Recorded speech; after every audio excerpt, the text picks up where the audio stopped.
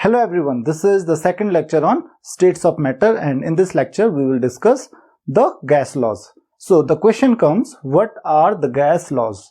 The gas laws are certain rules, or you can say certain laws, which are followed by gases. So we will be discussing all of these rules in this lecture. So the first law that we are going to discuss is Charles law. So Charles law says that the volume of a gas at constant pressure increases or decreases by 1/273 times of its volume at 0 degree Celsius for each degree rise or fall in its temperature.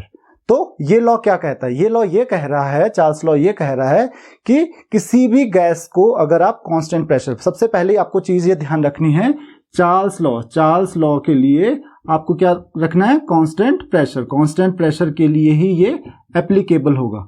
तो अगर आप pressure constant रखते हो तो जो volume होगा किसी भी गैस का वो इंक्रीज या डिक्रीज होगा। कब? जब आप उसका टेम्परेचर इंक्रीज या डिक्रीज करते हो।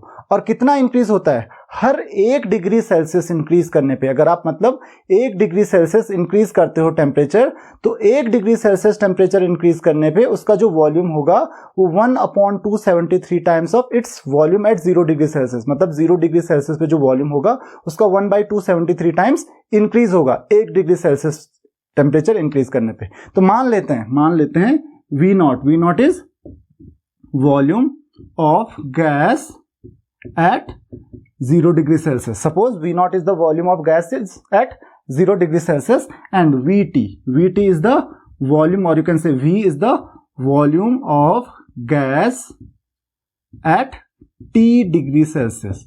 तो वॉल्यूम जो है गैस का वो T डिग्री सेल्सियस पे कितना है? V है।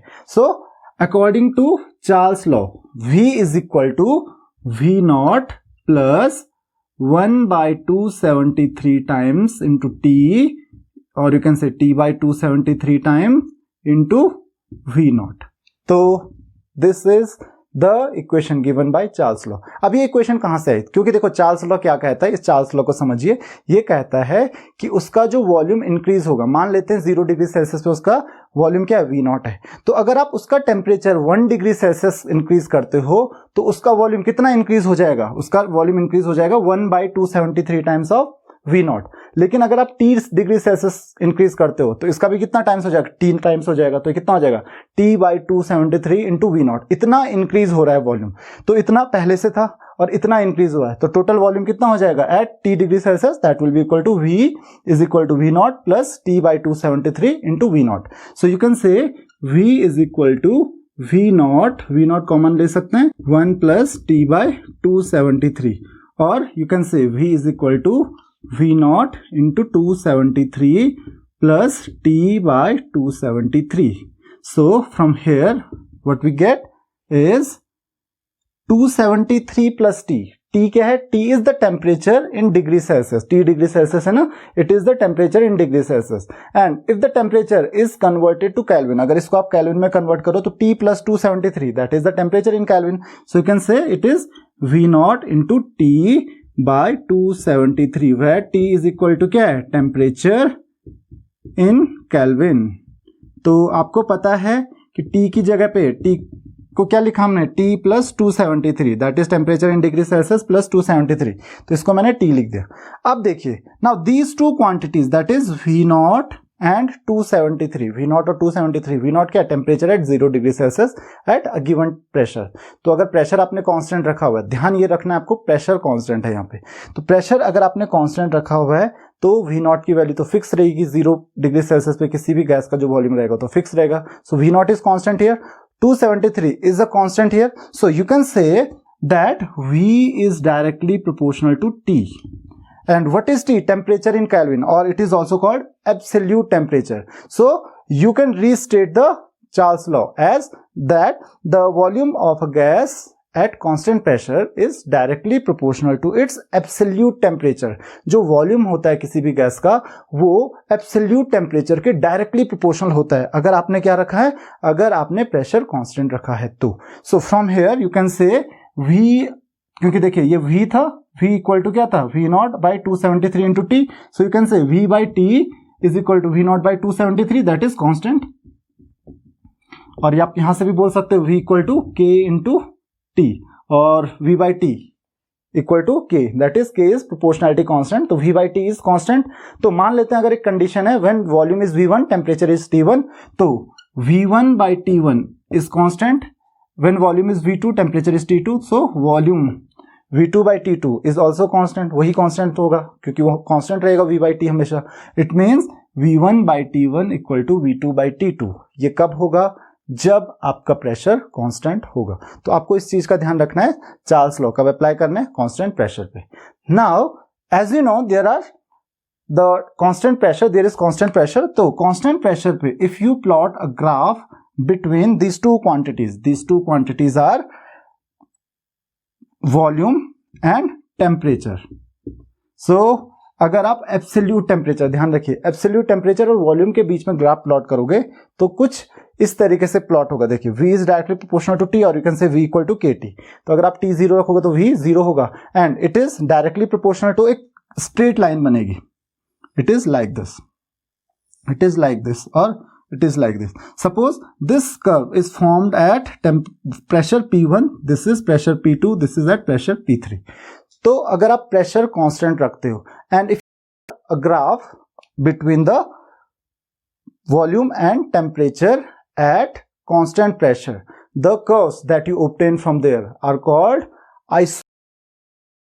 सेम बार प्रेशर की यूनिट होती है, तो आइसोबार्स वो कर्व्स होते हैं जो आप टेम्परेचर और वॉल्यूम के बीच करके आपको मिलते हैं। कब? जब प्रेशर कांस्टेंट है। So these curves are called isobars. तो hope you have understood what is the meaning of isobars. तो आइसोबार्स यहाँ पे कांस्टेंट प्रेशर है, P1 कांस्टेंट प्रेशर है कोई, अगर कांस्टेंट प्रेशर जो है आपने वो कंडीशन चेंज की, P2 पे आपने चेक किया तो कुछ इस तरीके से होगा, P3 पे चेक किया तो कुछ इस तरीके से होगा। अब इसको लेके कॉम्पिटिटिव एग्जाम्स में आपके पास एक क्वेश्चन आ सकता है, what is greater P1, P2 और P3। तो हम कुछ नहीं करेंगे, हम एक बहुत सिंपल सा काम करेंगे। लेट्स सी, आप ऐसे में एक लाइन ड्रॉ कर सकते हो या आप चाहो तो आप ऐसे में कोई कहीं से भी लाइन ड्रॉ कर सकते हो, आप ऐसे में एक लाइन ड्रॉ कर सकते हो। तो आपको पता है कि प्रेशर अप्लाई करने पे कोई भी गैस, क्योंकि gases are highly compressible, this is one of the property of gases, तो प्रेशर ज्यादा इंक्रीज करोगे तो वॉल्यूम की कंप्रेस होती है गैस, तो उसकी वजह से वॉल्यूम क्या होता है? कम होता है। तो अगर मैंने टेम्परेचर सेम रखा है तो वॉल्यूम देखिए, वॉल्यूम क्या है? सबसे ज्यादा सेम टेम्परेचर पे वॉल्यूम इसमें ज्यादा है, इसमें कम है और वॉल्यूम इसमें सबसे कम है। तो कम वॉल्यूम है, इसका मतलब प्रेशर क्या होगा? वहां पे ज्यादा होगा। तो टेम्परेचर अगर सेम रखा है तो यहाँ पे इसका मतलब क्या हुआ? इसका मतलब यहाँ पे वॉल्यूम सबसे ज्यादा था तो प्रेशर क्या होगा? सबसे कम होगा। तो it means P1 is less than P2 is less than P3। तो यहाँ पे आपके पास एक क्वेश्चन आ सकता है, what is the relationship between P1, P2 and P3। So hope you have understood the isobars. तो ये जो ग्राफ प्लॉट करते हो आप, ये जो कर्व्स आपको मिलते हैं, these are called isobars. So this is all about Charles law. Now let's discuss Boyle's law. Boyle's law says that the volume of a gas at constant temperature is inversely proportional to its pressure. Volume, Boyle's law says that volume of a gas, suppose V is the volume of a gas, volume of a gas is inversely proportional to its pressure if the temperature is kept constant. यहाँ पे temperature अगर constant रहेगा तो volume जो होगा वो pressure के inversely proportional होगा, या आप कह सकते हो प्रेशर जो होगा वो वॉल्यूम के इनवर्सली प्रोपोर्शनल होगा। पिछला लॉ था क्या? पिछला लॉ था हमारे पास चार्ल्स लॉ। चार्ल्स लॉ में क्या था? प्रेशर कांस्टेंट है, और यहाँ पे क्या है? यहाँ पे हमने क्या रखा है? टेम्परेचर कांस्टेंट रखा है। तो वहां पे हमने देखा था अगर प्रेशर कांस्टेंट रखते हैं तो वॉल्यूम जो होता है वो टेम्परेचर के डायरेक्टली प्रोपोर्शनल होता है। हमने कैरेक्टरिस्टिक में भी ये बात कही थी कि अगर आप टेम्परेचर बढ़ाओगे गैसेस का तो गैसेस क्या होती हैं? एक्सपैंड होती हैं, उनका वॉल्यूम इंक्रीज होता है। तो आपने इसीलिए देखा होगा जैसे बलून्स होते हैं, वो हीट की वजह से, अगर आप बलून्स रखते हो तो हीट की वजह से वो क्या हो जाते हैं? एक्सप्लोड हो जाते हैं, फट जाते हैं। क्यों? क्योंकि हीट की वजह से क्या होता है? उनका टेम्परेचर इंक्रीज होता है, टेम्परेचर इंक्रीज होगा तो वॉल्यूम भी इंक्रीज होगा, इसीलिए वो एक्सपैंड होते हैं। और अगर आप उनको कूल करोगे तो क्या हो जाते हैं? कंप्रेस हो जाते हैं। वहीं पे अगर वॉल्यूम की बात करें तो आपने देखा होगा आप कंप्रेस करते हो किसी भी चीज को तो उसका वॉल्यूम क्या हो जाता है? डिक्रीज हो जाता है, मतलब प्रेशर अप्लाई करने पे वॉल्यूम डिक्रीज हो जाता है। और अगर प्रेशर रिलीज करोगे आप तो प्रेशर रिलीज करने पे क्या होता है? वॉल्यूम इंक्रीज हो जाता है। So remember, volume is inversely proportional to pressure when the temperature is kept constant. This is Boyle's law. So you can say V is equal to K by P, where K is a constant of proportionality, or you can say proportionality constant. So you can say PV is equal to constant, that is K. So you can say P1V1 equal to P2V2 is equal to K. तो अगर pressure P1 रखा, volume उस समय V1 है और volume V2 है, उस समय प्रेशर P2 है, तो P1V1 की जो वैल्यू होगी that will be equal to K. P2V2 की जो वैल्यू होगी वो भी K के इक्वल होगी. इसमें it means P1V1 is equal to P2V2 and this equation is obtained by Boyle's law. तो ये बॉयल्स लॉ के लिए अप्लाई होगा. बॉयल्स लॉ कब अप्लाई करोगे आप? जब टेम्परेचर क्या होगा? कांस्टेंट होगा. So hope you have understood the meaning of Boyle's law. Now there is one more thing. If you will plot a graph between, क्योंकि यहां पे देखिए टेम्परेचर क्या है? कांस्टेंट है. So at constant temperature if the graph is plotted between volume and pressure, तो आप pressure और वॉल्यूम के बीच में ग्राफ प्लॉट कीजिए. This is volume, this is pressure. तो प्रेशर और वॉल्यूम के बीच में ग्राफ आप प्लॉट कीजिए. तो अब देखिए, तो जो आप देख रहे हो रिलेशनशिप क्या है? That is volume is inversely proportional to pressure. तो अगर प्रेशर बहुत ज्यादा होगा तो वॉल्यूम बहुत कम होगा. जैसे जैसे प्रेशर कम होता जाएगा वॉल्यूम बढ़ता जाएगा. सो द इनवर्स प्रोपोर्शनैलिटी कभी भी होती है तो ध्यान रखिए ग्राफ कुछ इस तरीके से बनता है. ग्राफ कुछ इस तरीके से बनता है. तो this is the graph for Boyle's law. Now these graphs, अगर temperature, suppose this is for temperature T1 and there is one more graph, this is for temperature T2, this is one more graph, this is for temperature T3. तो यहां पे ये temperature T1 के लिए है, this is for temperature T2, this is for temperature T3. और again आपके पास question आ सकता है T1, T2, T3 कौन सा ज्यादा होगा या कौन सा कम होगा? व्हाट इज द इंक्रीजिंग और decreasing order? So what is the relationship between T1, T2, T3? तो आपको वही रटने की जरूरत नहीं है कुछ भी. What do you have to do? एक आप लाइन ड्रॉ कर लीजिए. या तो आप ऐसे में लाइन ड्रॉ कीजिए या तो आप ऐसे में लाइन ड्रॉ कीजिए. आप कुछ भी कीजिए, दोनों से आपको वैल्यू मिल जाएगी. देखिए ये टेम्परेचर T1 पे है, ये टेम्परेचर T2 पे है और ये टेम्परेचर T3 पे है. तो यहां पे देखिए अगर टेम्परेचर T1 है तो आपको पता है कि जो टेम्परेचर और वॉल्यूम का जो रिलेशन है, टेम्परेचर अगर इंक्रीज होगा तो वॉल्यूम भी क्या होता है? ज्यादा होता है. टेम्परेचर कम होगा तो वॉल्यूम भी क्या होता है? कम होता है. तो आपने क्या किया? प्रेशर आपने कांस्टेंट मान लिया. तो देखिए यहां पे टेम्परेचर T1 पे जो है वॉल्यूम कम है, T2 पे वॉल्यूम ज्यादा है और T3 पे वॉल्यूम क्या और भी ज्यादा है. इसका मतलब अगर टेम्परेचर, मैंने बताया अभी आपको कि टेम्परेचर कम होगा तो वॉल्यूम भी कम होगा, टेम्परेचर ज्यादा होगा तो वॉल्यूम भी ज्यादा होगा, क्योंकि टेम्परेचर इंक्रीज करने पे वॉल्यूम इंक्रीज होता है. तो मैंने क्या किया? एक स्ट्रेट लाइन खींच दी. मतलब इसका मतलब उन पे, उस लाइन पे जो होगा प्रेशर कांस्टेंट रहेगा और सबसे कम ये वॉल्यूम है. T1 पे वॉल्यूम सबसे कम आ रहा है तो इसका मतलब T1 सबसे कम होगा. T2 वॉल्यूम ज्यादा आ रहा है तो T2 उससे ज्यादा होगा. T3 पे वॉल्यूम और भी ज्यादा आ रहा है तो इसका मतलब T3 सबसे ज्यादा होगा. तो इस means T1 is less than T2 is less than T3. This is the relationship. And if you plot the graph between pressure and volume at constant temperature, this graph, the curves that are obtained, these curves are called isotherms. What are these curves called? Isotherms. तो isotherms आपको समझ में आ गई होंगी कि isotherms actual में है क्या. तो ये बहुत इजी है समझना और इस तरीके के हो सकता है क्वेश्चंस आपको पूछे जाए एग्जाम्स में. तो ये रिलेशनशिप आपको ध्यान रखने कि किस तरीके से आप ये रिलेशनशिप पता कर सकते हो. बस आपको लॉज याद रखने, उससे आप इजीली रिलेशनशिप पता कर सकते हो. आपको रटने की जरूरत कुछ भी नहीं है. The third is Gay-Lussac's law. So we have discussed Boyle's law and Charles law. The third one is Gay-Lussac law. So what does Gay-Lussac's law say? So according to Gay-Lussac's law, the third law is Gay-Lussac's law. तो आपने देखा in Charles law pressure was constant, in Boyle's law temperature was constant, and in Gay-Lussac's law what will be constant? The volume will be constant. So according to Gay-Lussac's law, if the volume is kept constant, the pressure of a gas will increase or decrease by 1/273 times of its pressure at 0 degree Celsius for every degree Celsius rise in temperature.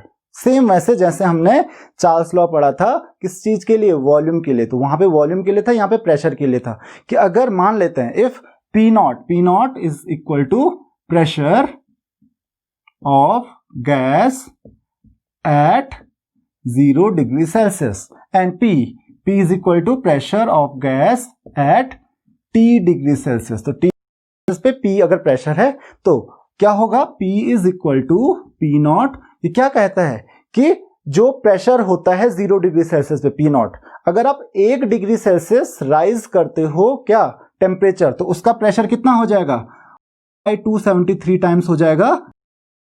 तो अगर आप T degree Celsius, क्योंकि T degree Celsius तक आप पहुंच गए, तो T degree Celsius 0 से T तक आप पहुंचोगे, तो T डिग्री सेल्सियस तक T टाइम्स हो जाएगा इसका, तो कितना हो जाएगा, T/273 times of P not. तो आपको रिलेशनशिप पता चल गई होगी, बिल्कुल वैसे ही आ रहा है यहाँ पे भी। तो यहाँ पे देखिए, तो P इक्वल टू क्या हो जाएगा, P नॉट को आप कॉमन ले सकते हैं, तो 1 + T/273, और you can say P is equal to 273 into plus T/273 into P not. तो P इज इक्वल टू आपको पता है 273 plus T is temperature in degree Celsius, small t जो होता है that is temperature in degree Celsius. तो इसको आप 273 प्लस T, डिग्री सेल्सियस में अगर आप 273 ऐड कर लो तो क्या हो जाता है, केल्विन में कन्वर्ट हो जाता है। तो ये क्या हो जाएगा, capital T into P not, तो that is P not T, और you can say T into P not by 273। Now T is temperature in kelvin, temperature in kelvin इसको आप एब्सोल्यूट टेम्परेचर भी कहते हो। So you can say from here that is P is directly proportional to T, क्योंकि P not क्या होगा, एक constant होगा, 273 भी एक कांस्टेंट होगा, तो P is directly proportional to T, और you can say P is equal to K into T। तो P/T इक्वल टू क्या है, कांस्टेंट होगा, तो P1/T1 is equal to K, और you can say P2/T2 is also equal to K, तो P1/T1 is equal to P2/T2। So this is according to Gay Lussac's law. अगर आपका volume constant रहेगा तो तब ये कंडीशन बनेगी। अगर ये कंडीशन बने, ये कंडीशन कब बनेगी, जब टेम्परेचर कांस्टेंट है। और यहाँ पे क्या कांस्टेंट है, ध्यान रखिए, यहाँ पे क्या कांस्टेंट है, यहाँ पे वॉल्यूम कांस्टेंट है। तो हमने एक एक करके तीनों क्वांटिटीज रख ली कांस्टेंट, कौन कौन, एक बार टेम्परेचर, एक बार प्रेशर और एक बार वॉल्यूम, और उन तीनों के बीच में हमने रिलेशनशिप भी देख ली। तो this is the next law, that is the Gay Lussac's law.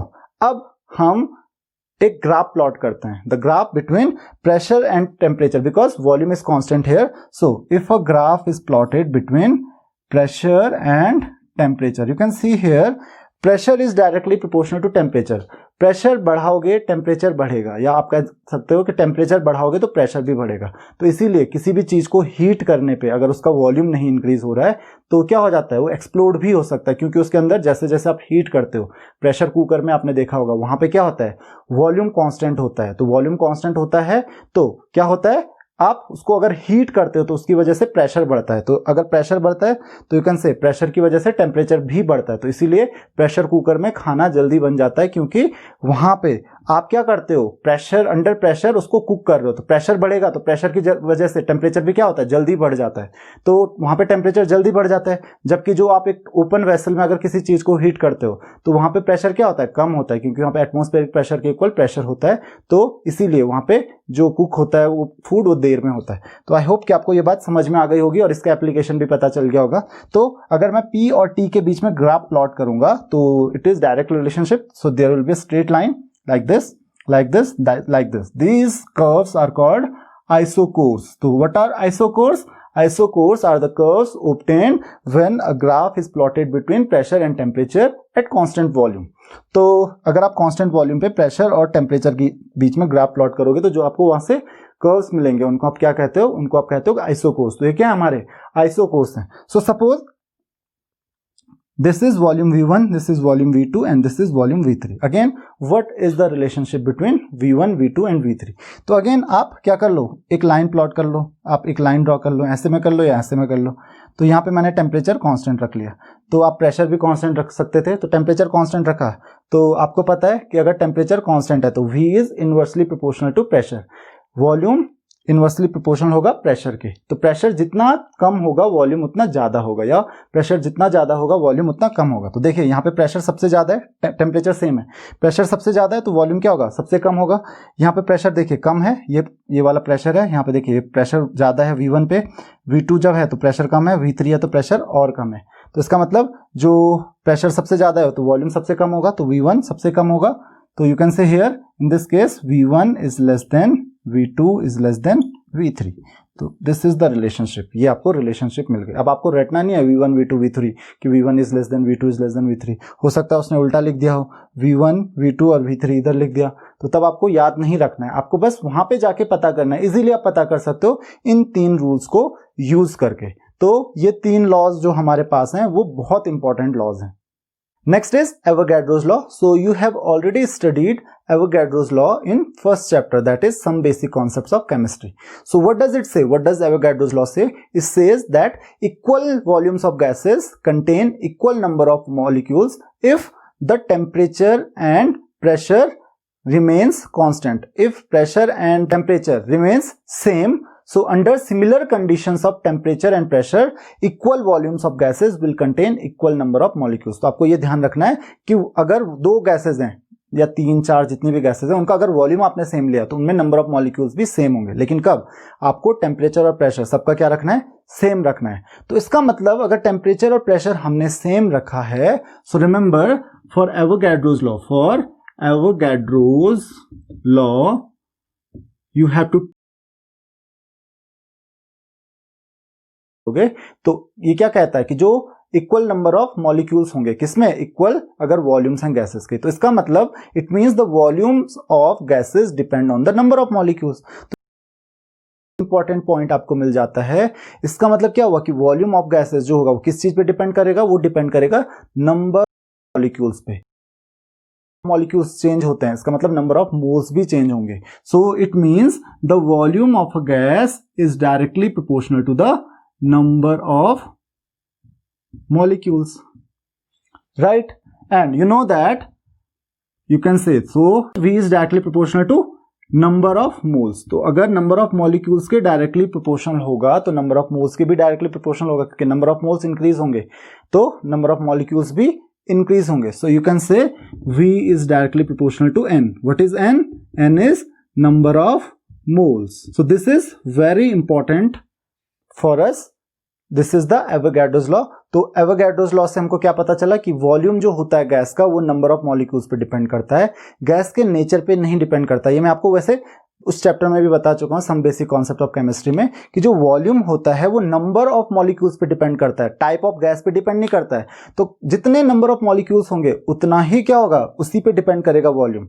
तो नंबर ऑफ मॉलिक्यूल्स कितने हैं गैसेस के, ठीक है, उस पे हम देखेंगे, उसके अकॉर्डिंग हम पता करेंगे कि उसका वॉल्यूम क्या होता है। और एसटीपी पे हमको पता है कि 1 मोल का जो वॉल्यूम होता है दैट इज 22.4 लीटर, इतना वॉल्यूम होता है, वो हम पहले ही पढ़ चुके हैं। तो आपको यही चीज ध्यान रखनी है कि गैस कौन सी है, कार्बन डाइऑक्साइड है, ऑक्सीजन है, हाइड्रोजन है, उससे कोई फर्क नहीं पड़ता। फर्क सिर्फ और सिर्फ किस चीज से पड़ता है, नंबर ऑफ मोल्स और you can say number of molecules. So अगर आप नंबर ऑफ मोल्स इंक्रीज या डिक्रीज करोगे तो वॉल्यूम भी इंक्रीज या डिक्रीज हो जाएगा। So this is Avogadro's law. So the next is ideal gas equations. तो यहां पे एक चीज समझिए कि हमने जब डिफरेंट लॉज पढ़े, Charles law, Boyle's law, Gay Lussac's law, Avogadro's law, ये 4 लॉ हमने पढ़े, राइट। अब इन 4 लॉ में कंडीशंस हमने कुछ कांस्टेंट रखी, कभी प्रेशर कांस्टेंट रख रहे हैं, कभी टेम्परेचर कांस्टेंट रख रहे हैं, कभी वॉल्यूम कांस्टेंट रख रहे हैं। यहाँ पे हमने जो टेम्परेचर और प्रेशर दोनों कांस्टेंट रख लिया। तो अब रियल कंडीशंस तो ऐसे होंगी नहीं। अब ऐसा हर जगह तो होगा नहीं ना कि प्रेशर कांस्टेंट रहेगा या फिर वॉल्यूम कांस्टेंट रहेगा। May be all these are variables, हर चीज अगर वेरी कर रही है, so how to establish a relationship between all these quantities. तो अब यहां पे आपके पास देखिए 4 क्वांटिटीज हैं, एक प्रेशर, दूसरा टेम्परेचर, तीसरा वॉल्यूम और चौथा है नंबर ऑफ मोल्स और you can say number of molecules. इन चारों के बीच में हमको रिलेशनशिप एस्टेब्लिश करनी है। So how can we establish a relationship between these 4 quantities? So that is called ideal gas equation, उसको हम कहते हैं ideal gas equation. So you know that volume of a gas is directly proportional to its temperature. Volume जो होता है वो temperature के directly proportional होता है if the pressure is kept constant and it is given by Charles law. ये हमने Charles law में पढ़ा था, right. The second is volume is inversely proportional to pressure. तो वॉल्यूम इनवर्सली प्रोपोर्शनल होता है प्रेशर के, so it was given by Boyle's law, ये भी हमने अभी पढ़ा था, right. And the third one is very important, that is V is directly proportional to number of moles. The volume of a gas is directly proportional to number of moles, that is given by Avogadro's law. बस ये 3 law आपको ध्यान रखना है। Now on combining all these 3 laws, on combining all these 3, what do we get? V is proportional to, देखो N के तो directly proportional है, T के भी डायरेक्टली प्रोपोर्शनल है और P के इनवर्सली प्रोपोर्शनल है, so V is directly proportional to T by P, और you can say V is equal to R into N into T by P, and if you will multiply P on this side, so what we will get? P into V is equal to nRT, where R is proportionality constant. R क्या है? Proportionality constant है, और R is called gas constant, और just gas constant, आप इसको gas constant भी कह सकते हो. So what is the final equation? PV is equal to nRT. तो ये गैस कांस्टेंट जो होता है R, ये क्या होता है? इसको आप यूनिवर्सल गैस कांस्टेंट या जस्ट गैस कांस्टेंट भी कह सकते हो. तो जो फाइनल इक्वेशन मिलती है, what is the relationship between all this quantities? PV is equal to nRT. तो ये फाइनल इक्वेशन है, and this equation is known as ideal gas equation.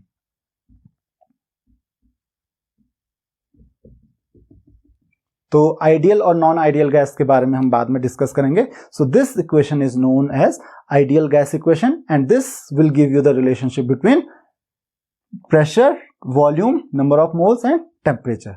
Now what about R? ये R हम कैसे पता करेंगे? तो देखिए R, what is the formula for R? R will be equal to PV by N into T. तो unit कैसे पता करेंगे R की? तो देखिए R, P इज प्रेशर. तो प्रेशर की यूनिट क्या होती है? प्रेशर की यूनिट होती है ATM. अगर मैं SI यूनिट की बात करूं तो SI यूनिट इज पास्कल. तो pascal. Volume is metre cube. Then N is number of moles, तो पर मोल, तो per mole, mole raised power -1 per kelvin. Pascal metre cube, that is also joule. पता है आपको, पास्कल आप Newton पर metre square into metre भी कह सकते हो. So you can also say it is joule per mole पर केल्विन भी इसको कह सकते हो. तो ये किसकी यूनिट हो गई? This is the unit of R, joule per mole पर केल्विन. अच्छा, और इसके अलावा और भी यूनिट, अगर आप प्रेशर को पास्कल की जगह, क्योंकि आपको पता है प्रेशर को हम किस में जनरली लेते हैं? जनरली हम प्रेशर को लेते हैं जब हम केमिस्ट्री पढ़ रहे हैं. वैसे तो ऐसा यूनिट में प्रेशर को पास्कल में लेते हैं, बट जनरली हम किस में लेते हैं? ATM में. So you can say ATM metre cube. Metre cube की जगह पे क्या आ जाएगा? मीटर क्यूब की जगह हम लेते हैं litre. ATM litre per mole पर केल्विन. तो यहाँ पे ये यूनिट भी आप यूज कर सकते हो. उसी के साथ साथ आप एक और यूनिट यूज कर सकते हो. ATM की जगह पे प्रेशर को आप किस में ले सकते हो? बार में. तो it will be bar litre per mole पर केल्विन. तो ये सब किसकी यूनिट्स हैं? ये सब यूनिट्स एक ही चीज की हैं, that is universal gas constant. Now the question is what is the value of universal gas constant? तो आपको पता है ये कांस्टेंट है.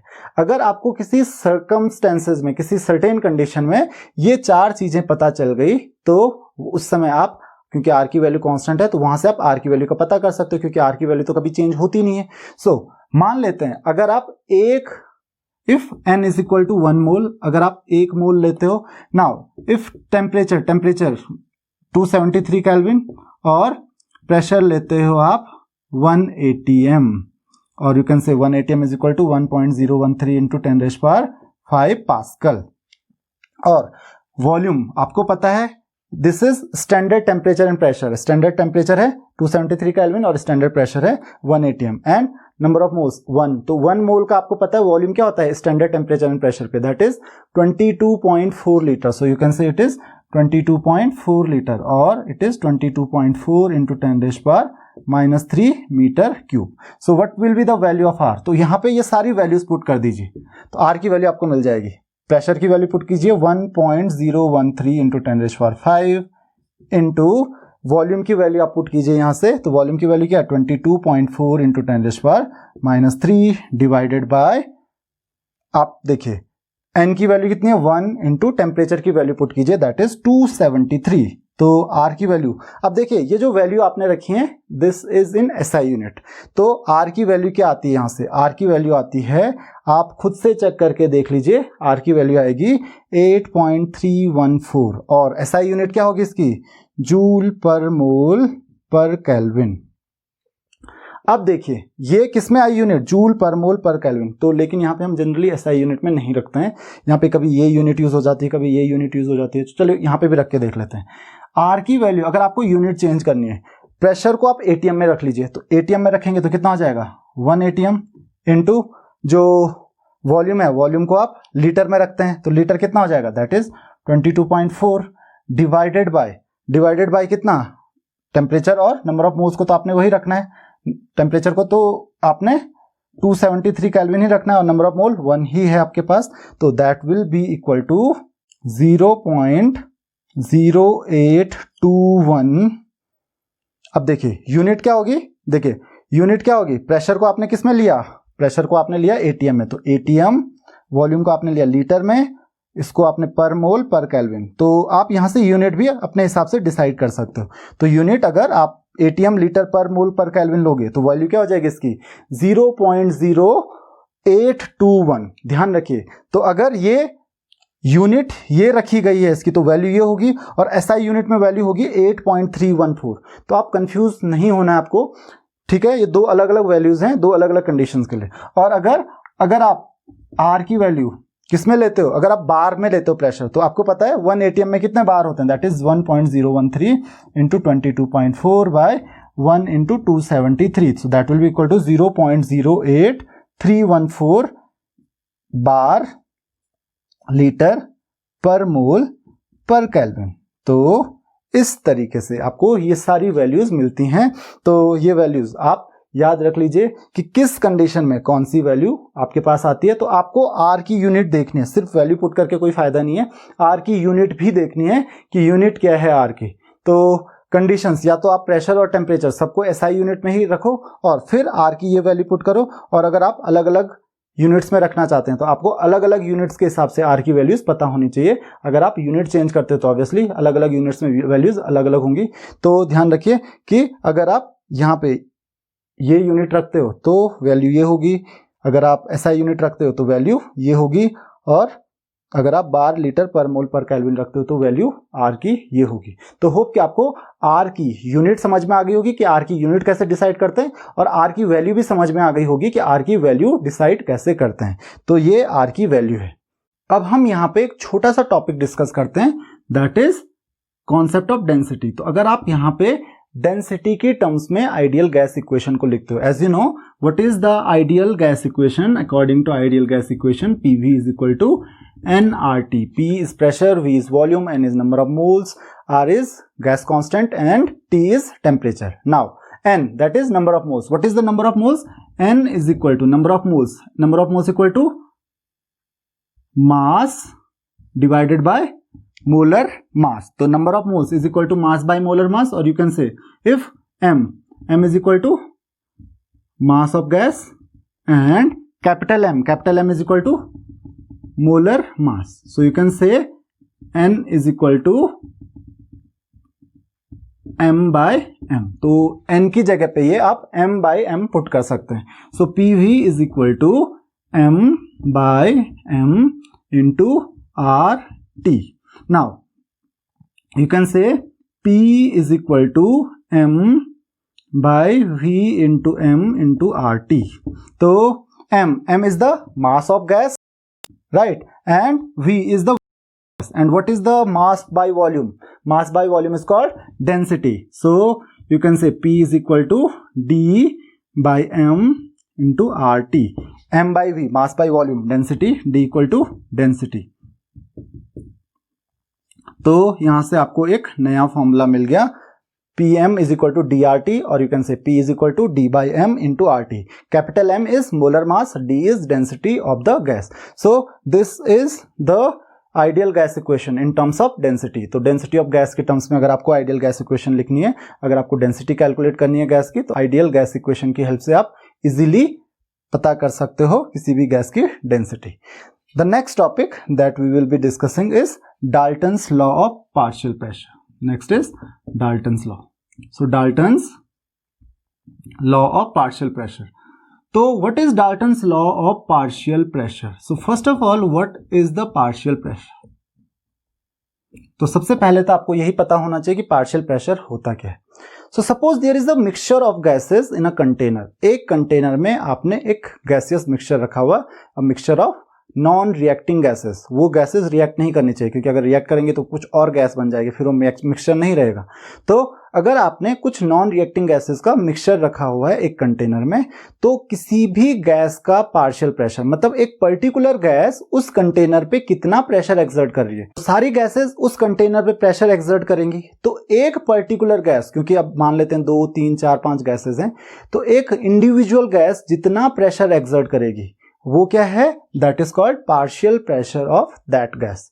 सो according to Dalton's law of partial pressure, the total pressure exerted by a gaseous mixture is equal to the sum of the partial pressure of individual gases। तो जो individual gases होती हैं उनका जो partial pressure होगा उनका sum होता है total pressure।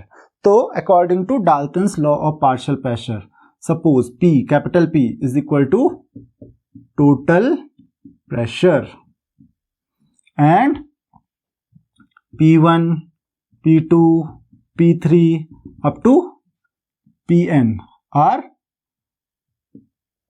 partial pressure of gas 1, 2, 3 and up to n respectively। और उसी तरीके से let us say n1, n2 and n3 up to n की जगह पे यहाँ पे हम m रख देते हैं, तो up to क्या हो जाएगा, m गैस। तो पार्शियल प्रेशर ऑफ गैस, ये क्या है, number of moles. So this is the number of moles of gas 1, 2, 3। तो अलग अलग गैसेस हैं, उनके partial pressure P1, P2, P3 हैं, और जो नंबर ऑफ मोल्स हैं N1, N2, N3 इस तरीके से हैं। तो according to Dalton's law of partial pressure, P is equal to P1 plus P2 plus P3 up to PM जो गैसेस होंगी, राइट। तो ये Dalton's law of partial pressure हो गया। नाउ लेट अस से V equal to volume of container, N equal to total number of moles of gases, and T is equal to temperature। Temperature क्या है, T होगा। तो यहां से देखिए, तो Dalton's law of partial pressure के अकॉर्डिंग, तो ये Dalton's law of partial pressure हम कैसे प्रूव कर सकते हैं, तो चलिए, तो मान लेते हैं V क्या है, वॉल्यूम ऑफ कंटेनर। तो आपको पता है from there P equal to क्या होता है, तो आपको पता है PV इक्वल टू nRT होता है। तो PV इक्वल टू nRT होता है, तो P इक्वल टू क्या हो जाएगा यहाँ से, P equal to nRT by V। तो उसी तरीके से अगर N is total number of moles of the gases, तो P1 इज इक्वल टू क्या हो जाएगा, that is N1 RT1 bye V। उसी तरीके से P2 जो होगा, P2 इज इक्वल टू क्या हो जाएगा, टेम्परेचर क्योंकि सेम है और वॉल्यूम भी सेम है, क्योंकि वॉल्यूम क्या है, कंटेनर का वॉल्यूम है। तो P2 इक्वल टू क्या हो जाएगा, N2 RT by V। P3 equal to क्या हो जाएगा, that is N3 RT by V। तो इसी तरीके से अप टू PM क्या हो जाएगा, PM equal to NM into RT by V। तो यहां से आप चाहो तो आपको पता है, आप लिख सकते हो N1 is equal to P1 into V by RT, और you can say N2 is equal to P2 into V by RT। उसी तरीके से N3 इक्वल टू आप लिख सकते हो P3 into V by RT। उसी तरीके से अप टू NM को आपके लिख सकते हो PM into V by RT। और आपको पता है कि दैट इज N, अगर आप P equal to NRT by V लिख सकते हो, तो N इक्वल टू क्या हो जाएगा, N is equal to PV by RT। अब देखिए, अब आपको पता है कि कंडीशन क्या है, N is equal to N1 plus N2 plus N3 up to NM, क्योंकि that is N is the total number of moles of the gases. तो टोटल नंबर ऑफ मोल्स कितने हो जाएंगे, N1 प्लस N2 सबके add हो जाएंगे। तो value put कीजिए, the value of N is PV by RT is equal to, N1 की वैल्यू पुट कीजिए P1 V by RT, N2 की वैल्यू पुट कीजिए P2 V by RT plus N3 की वैल्यू पुट कीजिए P3 V by RT up to NM की value put कीजिए PM V by RT। आप चाहें तो V by RT constant common ले सकते हैं, क्योंकि इधर भी कॉमन है, तो V बाय RT से V बाय RT कॉमन लेके आप कैंसिल कर सकते हो। So what will we get, P equal to P1 plus P2 plus P3 plus up to PM। तो ये प्रूफ भी हो गया, ये प्रूफ मिल गया मुझे Dalton's law of partial pressure का, कि जो टोटल प्रेशर होता है P, that is the sum of pressure, partial pressure of individual gases. तो जो इंडिविजुअल गैसेस होती हैं उन सबके पार्शियल प्रेशर्स का ये सम होगा। तो होप कि आपको ये बात समझ में आ गई होगी। अब आप चाहो तो यहां से रिलेशनशिप भी पता कर सकते हो, P1 बाई P। यहां देखिए P1 by P is equal to, अगर आप P1 से P को डिवाइड कर दोगे तो RT बाई V कैंसिल हो जाएगा। So you will get N1 by N। And what is N1? N1 is the number of moles of that gas and N is total number of moles. तो number of moles of an individual gas upon total number of moles, that is also called partial fraction of the gas. तो that is X1. तो you can say P1 is equal to X1 into P। तो क्या हो जाएगा, इसका जो मोल fraction होगा, इसको हम क्या कहते हैं, मोल फ्रैक्शन। तो इसका जो मोल फ्रैक्शन होगा, X1 is mole fraction of the gas. तो आपको पता है number of moles of individual gas by total number of moles, इसको हम क्या कहते हैं, mole fraction, not partial fraction. तो यहां पे P1 is equal to X1 into P हो जाएगा। तो जो पार्शियल प्रेशर होगा किसी भी गैस का, वो क्या हो जाएगा, the mole fraction of gas into total pressure of the gaseous mixture. तो देखिए P1 is equal to X1 into P, उसी तरीके से आप P2 कैलकुलेट करोगे, P2 equal to X2 into P। तो किसी भी गैस का mole fraction into total pressure जो एक्सर्ट करेंगी गैसेस, वो हो जाएगा value of pressure of individual gas और partial pressure of individual gas. So hope you have understood the Dalton's law of partial pressure. ये बहुत ज्यादा न्यूमेरिकल्स में हमारे काम आएगा। अब the last topic of this lecture is Graham's law of diffusion. तो इतने ही हमको लॉस पढ़ने हैं। तो सबसे पहले we have to understand the meaning of diffusion. What is diffusion? तो डिफ्यूजन होता क्या है? Diffusion is the intermixing of one और more gases even against the gravitation. तो ग्रेविटी के अगेंस्ट भी अगर डिफ्यूजन होता है, मतलब दो या दो से ज्यादा गैस इंटरमिक्स होती हैं, तो उसी इंटरमिक्सिंग को हम कहते हैं डिफ्यूजन। एक एग्जांपल ले लेते हैं। Suppose you have a container and there are two partitions in this container. Here we have gas A, here we have gas B. तो दो गैसेस हैं ए और बी। जैसे ही आपने ये पार्टीशन हटाया, the gas A will move towards gas B and gas B will move towards gas A। तो gas A जो होगी वो B के रीजन में, जहां पहले B थी उस रीजन में मूव करना शुरू कर देती है, और जो B है वो A वाले रीजन में मूव करना शुरू कर देती है, और इस तरीके से दोनों इंटरमिक्स होने लगते हैं। And this is a spontaneous process. Spontaneous का मतलब होता है ये ऑटोमेटिकली होता है, अपने आप होता है, आपको कुछ करने की जरूरत नहीं है, आपको बस गैसेस छोड़ देनी है और वो अपने आप ही मिक्स हो जाएंगी। तो जैसे ही हमने पार्टीशन हटाया उसके बाद आपको कुछ करने की जरूरत नहीं है, आपको मिक्स करने की जरूरत नहीं है। They will mix by themselves, वो अपने आप ही मिक्स होती हैं। तो this process, this intermixing of two or more gases, यहाँ पे दो से ज्यादा गैसेस भी आप रख सकते हो, is known as diffusion. Now, what is Graham's law of diffusion? So, according to Graham's law of diffusion, the rate of diffusion of gas is inversely proportional to square root of its density. So, what does it say? The rate of diffusion, जो किस rate से diffusion होता है, कितना जल्दी होता है या कितना स्लो होती है कोई भी gas diffuse, the rate of diffusion is inversely proportional to square root of density. So this is the Graham's law of diffusion. R is equal to rate of diffusion. So R rate of diffusion and D is equal to density of a gas. So let us say R is because inversely proportional to D. So R1 by R2 अगर हम करते हैं, R1 is the rate of diffusion of gas 1 and R2 is the rate of diffusion of gas 2. So that will be equal to 1 by square root of D1 divided by 1 by square root of D2, or you can say R1 by R2 from here, D2 by square root of D2 by D1. So this is the relationship that we get from here. तो ये density के बीच का relationship, density और rate of diffusion के बीच का relationship हो जाता है दो गैसेस का। तो जो दो अलग अलग गैसेस हैं, तो इसका मतलब डेंसिटी जितनी ज्यादा होगी गैस की, वो उतना स्लोली डिफ्यूज होगा। अगर वो डेंसिटी बहुत कम है तो डिफ्यूजन जो होगा बहुत फास्ट होगा, डेंसिटी ज्यादा है तो डिफ्यूजन क्या होगा, स्लो होगा। तो यही इस लॉ से हमको पता चलता है। और स्क्वायर रूट के इन्वर्सली प्रोपोर्शनल होता है, इन्वर्सली प्रोपोर्शनल नहीं होता है, स्क्वायर रूट के इन्वर्सली प्रोपोर्शनल होता है। The second thing, what is the relationship between rate of diffusion and molecular mass. तो सपोज हम समझ लेते हैं पहले कि यहाँ पे रिलेशनशिप क्या है डेंसिटी एंड मॉलिक्यूलर मास के बीच में।